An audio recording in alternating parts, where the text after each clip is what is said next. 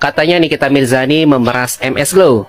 Katanya loh ya, katanya. Nah, sahabat channel, itu tuh netizen channel pastikannya berita kayak gitu bisa jadi kemungkinan besar hoax. Loh, kok bisa hoax sih bang? Kan dulu Nikita Mirzani ngejelek-jelekin MS Glow, terus tiba-tiba jadi akur. Kalau mencontohkan seperti tahun-tahun berikutnya, tapi lihat nggak pada saat itu MS Glow dihajarkan oleh Mahmudi, produk sampingan juga dijual, kan? Pada saat MS Glow dijelek-jelekan, orangnya dijelek-jelekan, dihina sama gini, tapi itu enggak. Udah deh, MS sekarang, dia makanya dia dibayar dia disupport pakai itu sama si saksi. Nah, karena kalau orang yang melakukan sama, dia akan dijadikan Tuh kan, apa yang saya bilang, Dr. Reza Gladys mengatakan di forum resmi ya, MS Glow itu menyumpel mulut Nikita Mirzani pakai uang 4 miliar dan katanya itu atas saran Dr. Oki untuk kepentingan berdamai. Jadi mungkin maksudnya uang 4 miliar dari Dr. Reza Gladys ke Nikita Mirzani juga buat nyumpel mulut kali ya. Gini loh sahabat cendol, makna nyumpel mulut dan pemerasan itu jauh berbeda ya. Nah sahabat cendol, kenapa sih masih banyak aja yang naif dan menganggap ya bahwa kasus ini nggak ada sangkut pautnya sama skincare. Padahal udah clear banget ya di cuplikan tadi tuh. Dr. Oki nyuruh Reza Gladys berdamai dengan Nikita Mirzani, nyontohin konflik antara Nikita Mirzani dengan MS Glow yang ternyata punya muatan pembahasan tentang skincare loh. Nah, udah paham ya sekarang ya. Jadi kalau ada narasi bahwa Nikita Mirzani memeras MS Glow, sementara MS Glow-nya sendiri, maksudnya ownernya Mbak Sandi Purnamasari nggak pernah mempermasalahkan masalah itu. Dulu katanya MS Glow bagian dari segitiga bermuda lah, sindikat pemerasan lah, black campaign lah bareng Nikita Mirzani dan Dr. Oki. Sekarang narasinya berubah, malah dibilang jadi korban pemerasan. Nah, sahabat cendol, tentunya kalian sudah tahu kan, kalau narasi yang tidak konsisten artinya apa tuh? Artinya halu. Di tengah perang opini sahabat channel, mari kita jaga logika, jaga nalar kita ya. Jangan mau dibodohi narasi yang dibolak-balik kayak pancake gosong. Bantu like, follow, dan share video ini kalau kamu juga tim logika, bukan tim drama. Nikita Mirzani tidak akan pernah bebas. Itu dalam pikiran pendukung yang mudah termakan hoax. Nah, sahabat cendol, jangan lupa ya, ada dua fokus utama dalam kasus dugaan pemerasan dan ancaman yang melibatkan Nikita Mirzani, yaitu pemerasan dengan penggunaan produk skincare berjarum. Jangan sampai pikiran kita teralihkan ke hal-hal yang di luar inti perkara.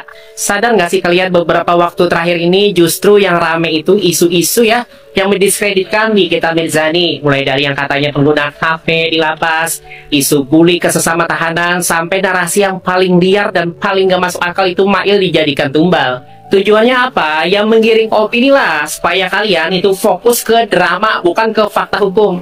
Khusus soal narasi Mail yang akan dijadikan tumbal, kita harus tanya ke diri kita ya, logis nggak sih? Sidang baru sekali berjalan, bahkan belum semua saksi dihadirkan ya.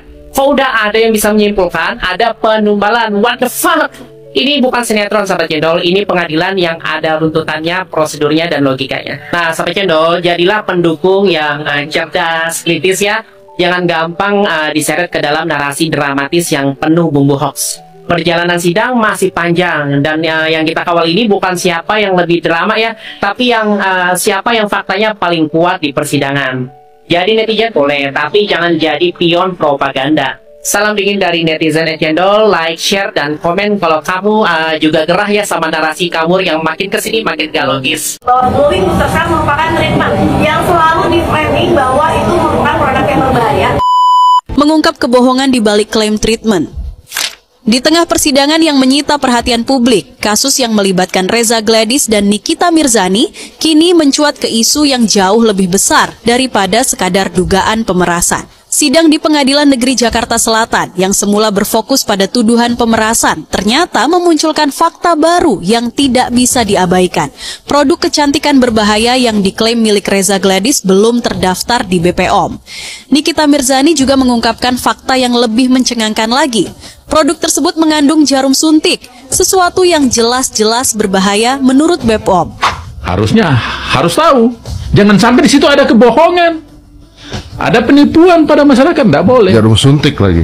Nah, terus ada jarum suntik itu lebih bahaya. Jarum suntik ada masalahnya loh.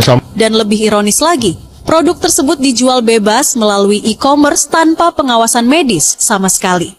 Di tengah segala kontroversi ini, Reza Gladys dan suaminya berusaha membela diri dengan menyebut produk mereka sebagai treatment. Bahwa glowing booster cell merupakan treatment yang selalu di-framing bahwa itu merupakan produk yang berbahaya. Padahal itu adalah nama treatment, bukan produk.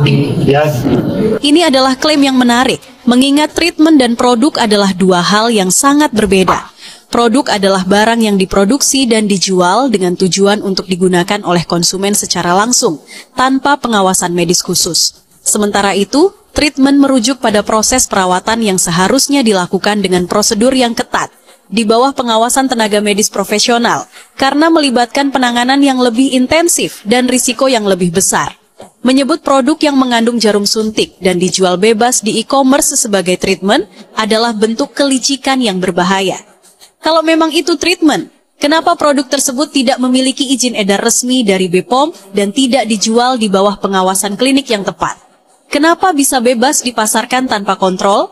Pada akhirnya, segala klaim yang dibuat oleh Reza Gladys dan suaminya tentang produk sebagai treatment hanya menunjukkan upaya mereka untuk menghindari tanggung jawab yang seharusnya mereka tanggung.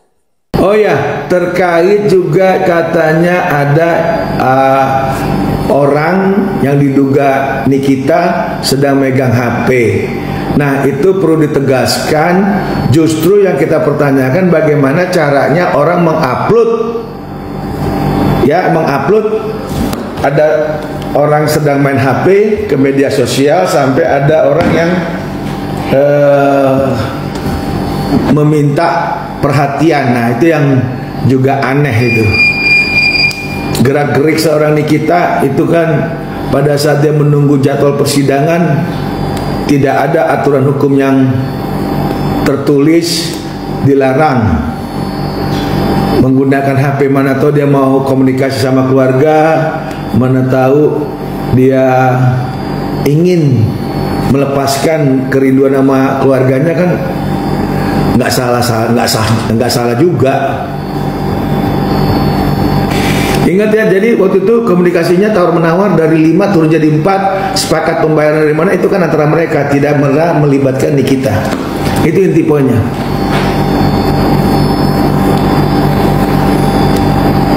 Jadi di situ permasalahan timbul. Namun kita sangat sayangkan sampai detik ini penangguhan penahanan untuk Nikita Mirzani belum terlaksana. Sebentar LP yang diduga cacat, maka kami mohon hakim memutus dengan bijak. Jangan memutus sesuatu produk-produk yang diawali oleh cacat. Jangan. Karena kalau produk cacat, ya, itu pasti hasilnya juga jelek, cacat juga. Itu untuk hakim yang terhormat yang dimuliakan. Jadi awalan cacat, pasti sesuatu yang cacat akan menghasilkan produk yang cacat juga. Oke? Terima kasih. Mohon maaf kalau ada yang tidak pas. Ya. Salam sehat selalu.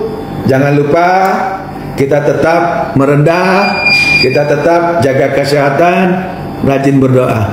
Tuhan memberkati. Salam.